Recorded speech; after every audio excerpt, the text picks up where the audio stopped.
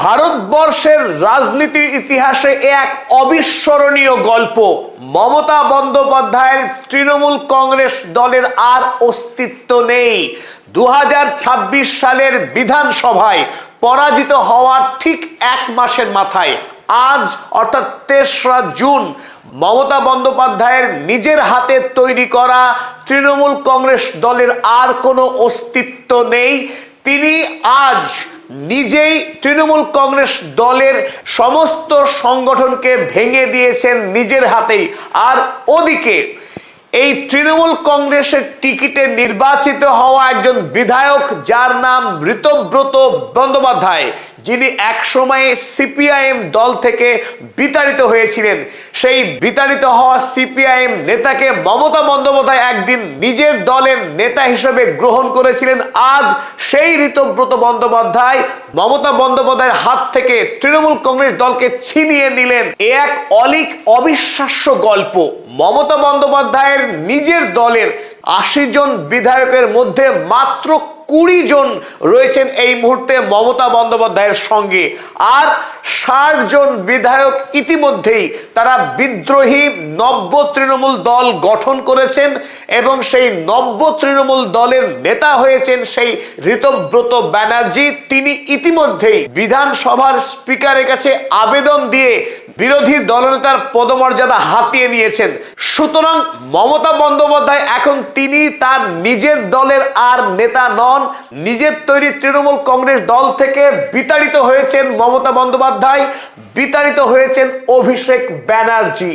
গণতান্ত্রিক পশ্চিম বাংলায় নির্বাচিত মুখ্যমন্ত্রীর ভাইপো হিসেবে যিনি এতদিন যুবরাজ, পশ্চিম বাংলার অগণিত তৃণমূল কংগ্রেসের নেতা কর্মীরা যাকে যুবরাজ বলে সম্বোধন করতেন, সেই যুবরাজকে গলা ধাক্কা দিয়ে বিতাড়িত করেছেন নিজের দলের বিধায়করা। পশ্চিম বাংলার তৃণমূল কংগ্রেস রাজনৈতিক দলের রঙ্গমঞ্চ এই মুহূর্তে একেবারে জমে উঠেছে। মমতা বন্দ্যোপাধ্যায়ের মা মাটি মানুষের তৃণমূল কংগ্রেস এখন মৃত। ভারতবর্ষের রাজনৈতিক ইতিহাসে এর উদাহরণ খুব একটা নেই যে যিনি একটি রাজনৈতিক দল তৈরি করেছিলেন, সলতে পাকিয়েছিলেন, ধীরে ধীরে ধীরে সেই দল একটা মহীরুহে পরিণত হয়েছিল। 15 বৎসর ধরে পশ্চিম বাংলার মুখ্যমন্ত্রী ছিলেন যে মমতা বন্দ্যোপাধ্যায়, যে তৃণমূল কংগ্রেসের বিরুদ্ধে একটি শব্দ উচ্চারণ করবার ক্ষমতা ছিল না রাজ্যের কোনো রাজনৈতিক দলের। সেই রাজনৈতিক দল হঠাৎ করে ভোটে পরাজিত হওয়ার এক মাসের মধ্যেই পুরো দলটাই গায়েব হয়ে গেল। এক সত্যিই অলীক গল্প। এই মুহূর্তে পশ্চিম বাংলার মানুষ গায়ে চিমটি কাটছে বারবার। সত্যি কি এটা ঘটেছে? এটা কি বিশ্বাস করা যায়? আজ মমতা বন্দ্যোপাধ্যায়ের দল তৃণমূল কংগ্রেস নেই। 15 বছর ধরে যারা ক্ষমতা চালাচ্ছিল, পঞ্চায়েত, ব্লক, পৌরসভা, জেলা পরিষদ, রাজ্যের মন্ত্রী, তাবড়তোবড় সব নেতা, গলায় মোটা মোটা সোনার মালা, বকলেস, কালো কাচের গাড়ি, এলাহি ব্যাপার যে দলের, একেবারে গ্রাম থেকে শহর পর্যন্ত সর্বত্র দিদির অনুপ্রেরণা, পার্টি অফিস, মা মাটি মানুষের জয়, সেই তৃণমূল কংগ্রেস দল পশ্চিমবঙ্গ থেকে মুছে গেল। আর মমতা বন্দ্যোপাধ্যায় তিনি তৃণমূল কংগ্রেস দলের আর কেউ নন। তিনি বেগতিক বুঝতে পেরে আগেই এই ঋতব্রত ব্যানার্জিকে দল থেকে সাসপেন্ড করেছিলেন যাতে কোনোভাবে তৃণমূল দলকে তিনি রক্ষা করতে পারেন, কিন্তু তাতেও শেষ রক্ষা হলো না।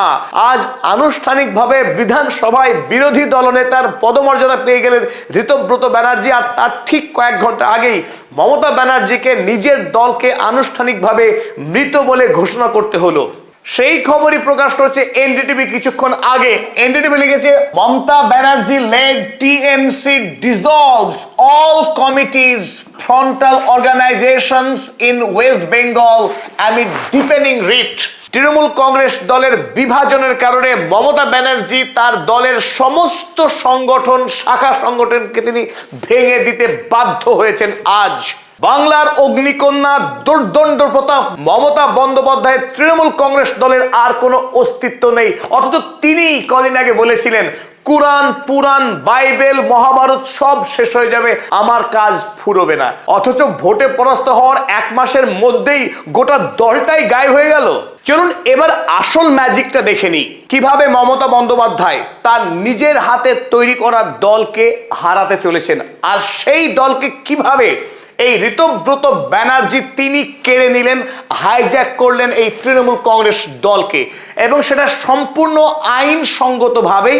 চলুন আমরা এবার বুঝে নেওয়ার চেষ্টা করি কোন আইনের বলে মমতা বন্দ্যোপাধ্যায়ের হাত থেকে হ্যাসকা টানে তৃণমূল কংগ্রেস দলকে টেনে নিলেন এই ঋতব্রত ব্যানার্জি। 2024 সালের বিধানসভা নির্বাচনে তৃণমূল কংগ্রেসের টিকিটে মোট 80 জন বিধায়ক বিজয়ী হয়েছিলেন। সেই 80 জন বিধায়কের মধ্যে এখন মেরে কেটে টেনে টুনে মমতা বন্দ্যোপাধ্যায় এবং অভিষেক বন্দ্যোপাধ্যায়ের কাছে রয়েছেন মাত্র 20 জন বিধায়ক। অর্থাৎ মোট বিধায়কের মাত্র 25% এখনো পর্যন্ত রয়েছে মমতা ব্যানার্জির দিকে, যদিও তা নিয়ে রীতিমতো সন্দেহ রয়েছে। আজ 20 জন আছে, আগামীকাল থাকবে কিনা তা নিয়ে। অপরদিকে মমতা বন্দ্যোপাধ্যায়ের বিরোধী গোষ্ঠী অর্থাৎ বিদ্রোহী তৃণমূল বা নব্য তৃণমূল, সেই দলে রয়েছে মোট এই মুহূর্তে 60 জন বিধায়ক। আজ অর্থাৎ বুধবার বিধানসভার স্পিকারের কাছে 60 জন বিধায়ক তারা দরখাস্তের স্বাক্ষর করে জমা দিয়েছে বিরোধী দল হিসেবে স্বীকৃতির জন্য। 60 জন বিধায়ক যদি বিদ্রোহী গোষ্ঠীতে থাকেন তাহলে তাদের বর্তমান শতাংশ 75%। 75% বিধায়ক এই মুহূর্তে তৃণমূল কংগ্রেসের বিদ্রোহী গোষ্ঠীতে অবস্থান করছেন। ওদিকে ভারতীয় সংবিধানের 10ম তফসিল অনুসারে যদি কোনো রাজনৈতিক দল থেকে নির্বাচিত হওয়া বিধায়কদের 2/3 যদি বেরিয়ে আসেন এবং তারা যদি সেই রাজনৈতিক দলের স্বীকৃতি দাবি করেন, তারাই সেই দলের মালিক হয়ে উঠবেন। 2/3 অর্থাৎ 66.67%। অর্থাৎ মমতা বন্দ্যোপাধ্যায়ের দল থেকে নির্বাচিত হওয়া বিদ্রোহী গোষ্ঠীর বিধায়করা তারা যদি 66% হয়ে যায়, 67% হয়ে যায়, তাহলে তৃণমূল কংগ্রেস দল আর মমতা বন্দ্যোপাধ্যায়ের দল থাকবে না, সেই দল হয়ে যাবে এই বিদ্রোহী গোষ্ঠীর। অর্থাৎ এই মুহূর্তে যদি তাদের নেতা ঋতব্রত বন্দ্যোপাধ্যায়, অতএব তৃণমূল কংগ্রেস দল এখন ঋতব্রত বন্দ্যোপাধ্যায়ের দল। 1998 সালে দল তৈরি করেছিলেন মমতা বন্দ্যোপাধ্যায়, সেই দলকে নেতৃত্ব দিয়ে আসলেন গত 28 বছর ধরে। 3 বারের মুখ্যমন্ত্রী, এত সব কিছু সব গেল তল। এখন কোথা থেকে হঠাৎ করে ভুইফোড় ঋতব্রত বন্দ্যোপাধ্যায় তিনি হয়ে গেলেন তৃণমূল দলের একমাত্র নেতা, আর মমতা বন্দ্যোপাধ্যায় এখন এক্স অর্থাৎ অতীত। তবে মমতা বন্দ্যোপাধ্যায়কে তিনি একেবারে ফেলতে চাইছেন না এই ঋতব্রত বন্দ্যোপাধ্যায়। তিনি এখন মমতা বন্দ্যোপাধ্যায়কে দেখতে চাচ্ছেন দলের উপদেষ্টা কমিটির প্রধান হিসেবে। আগামী দিনে যে নব্য তৃণমূল দল চালাবেন ঋতব্রত ব্যানার্জি, সেই দলকে পরামর্শ দেবেন মমতা বন্দ্যোপাধ্যায়। তিনি দলের আর কেউ থাকবেন না, হোমরা চোমরা প্রধান কেউই নন, তিনি কেবলমাত্র এখন পরামর্শদাতা। প্রশ্ন হলো এই মুহূর্তে মমতা বন্দ্যোপাধ্যায় যার রাজনৈতিক ইতিহাস জেদ এবং সংকল্পের, সেই মমতা বন্দ্যোপাধ্যায় যদি এখন বলেন যে তৃণমূল কংগ্রেস দল আমার, ঘাসের উপরে জোড়া ফুল এই চিহ্ন আমি নিজ হাতে এঁকেছি, তাই এই দলের প্রতীক আমি কাউকে দেব না, তৃণমূল কংগ্রেস দল আমার, প্রতীক আমার, আদৌ কি মমতা বন্দ্যোপাধ্যায় রাখতে পারবেন এই ঘাসের উপরে জোড়া ফুল প্রতীক বা এই তৃণমূল কংগ্রেস দলের নাম? চলুন দেখে নিই আইনি জটিলতা। এখন যদি ঋতব্রত বন্দ্যোপাধ্যায় ভারতের নির্বাচন কমিশনের কাছে দরখাস্ত করেন যে তৃণমূল কংগ্রেস দলের প্রতীক এবং এই দলের নাম আমাদের, মমতা বন্দ্যোপাধ্যায়ের নয়, কারণ তাদের কাছে রয়েছে এই দলের 75% বিধায়কের সমর্থন। কারণ ভারতবর্ষের 1968 সালে সুপ্রিম কোর্টের একটি রায় রয়েছে, যে রায়টির নাম ইলেকশন সিম্বলস অর্ডার। এই ইলেকশন সিম্বলস অর্ডারের 15 নম্বর প্যারা অনুযায়ী যদি 2/3 বিধায়কের সমর্থন কোনো একটা গোষ্ঠীর হাতে থাকে, সেই গোষ্ঠীর হাতেই যাবে সেই দলের প্রতীক এবং সেই দলের নাম। বর্তমানে যেহেতু ঋতব্রত বন্দ্যোপাধ্যায়ের কাছে 75% বিধায়কের সমর্থন রয়েছে, সুতরাং তৃণমূল কংগ্রেস দল এখন ঋতব্রত বন্দ্যোপাধ্যায়ের, মমতা বন্দ্যোপাধ্যায়ের নয়। 1998 সালে মমতা বন্দ্যোপাধ্যায় তৈরি করেছিলেন তৃণমূল কংগ্রেস দল নিজ হাতে জাতীয় কংগ্রেস দলকে ভেঙে, যদিও তাতে সমর্থন ছিল বিজেপি রাজনৈতিক দলের এবং আরএসএস এর। পরবর্তীকালে 2006 সালে যখন বামফ্রন্ট সরকার রেকর্ড পরিমাণ আসন পেয়ে ক্ষমতায় আসে, ক্ষমতায় এসেই সিঙ্গুরের 3 ফসলি উর্বর মাটিতে 1000 একর জমি অধিগ্রহণ করে সেখানে টাটা কোম্পানির ন্যানো কারখানা তৈরির জন্য জমি অধিগ্রহণ করতে শুরু করে বুদ্ধদেব ভট্টাচার্যের সরকার। আর তারপরেই মমতা বন্দ্যোপাধ্যায় শুরু করে দেয় ভূমি উচ্ছেদ প্রতিরোধ আন্দোলন, অর্থাৎ কোনোভাবেই কৃষকদের জমি কেড়ে নেওয়া যাবে না। এই আন্দোলনে সিঙ্গুর থেকে নন্দীগ্রাম তুলকালাম করে দেয় মমতা বন্দ্যোপাধ্যায়।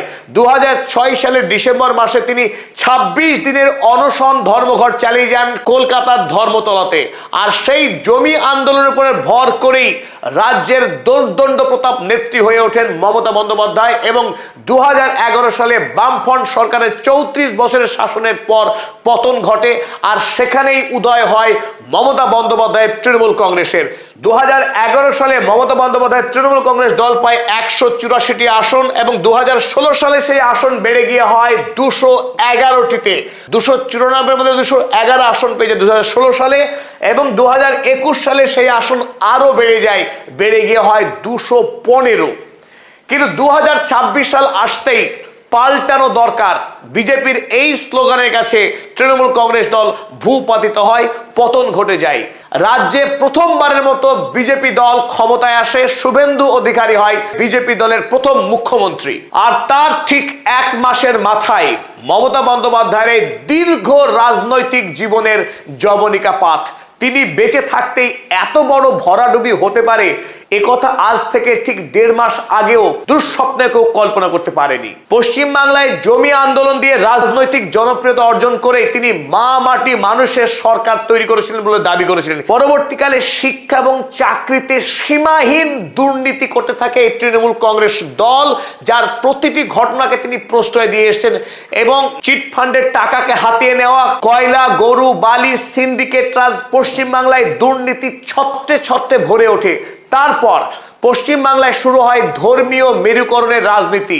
ইমাম মুয়াজ্জিনদের ভাতা দেয়া থেকে শুরু করে পুরোহিতদের ভাতা, দীঘায় জগন্নাথ মন্দির নির্মাণ করা এবং ওদিকে শিলিগুড়িতে মহাকাল মন্দিরের প্রতিষ্ঠার ঘোষণা করা, ধারাবাহিকভাবে ধর্মাশ্রয়ী রাজনীতি করতে গিয়ে পশ্চিমবাংলায় আরএসএস এর জন্য দরজা খুলে দেন এই মমতা বন্দ্যোপাধ্যায়। ফলে হু হু করে গজিয়ে উঠতে থাকে আরএসএস এর নতুন নতুন শাখা এবং পশ্চিমবাংলার মানুষের মনে সাম্প্রদায়িক বিষ-বাষ্পে ভরে ওঠে।